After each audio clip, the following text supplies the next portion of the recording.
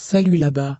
Atteindre ses propres objectifs aux dépens de quelqu'un d'autre est le principe de base de la politique américaine, a déclaré à Telegram, le président de la Douma d'État Vyacheslav Volodin.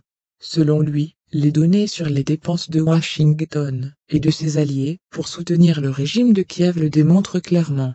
Les États-Unis obligent les États européens à financer le régime de Kiev au prix du bien-être de leurs propres citoyens. Mais, comme il s'avère, supporter les coûts beaucoup moins que d'autres, a écrit Volodin. Selon les données qu'il a données, la première place pour les dépenses d'aide à l'Ukraine en pourcentage, le PIB, est occupée par la Pologne, 2,1%. Les 5 premiers pays comprennent également l'Estonie, la Lettonie, la République tchèque et la Lituanie, de 1,64% à 1,08% respectivement.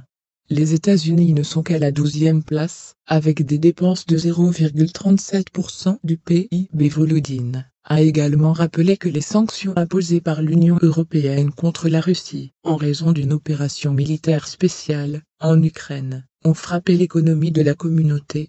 Ainsi, pour soutenir l'industrie énergétique de l'UE, les dépenses se sont élevées à 570 milliards d'euros en Allemagne, ce qui a coûté 7,2% du PIB.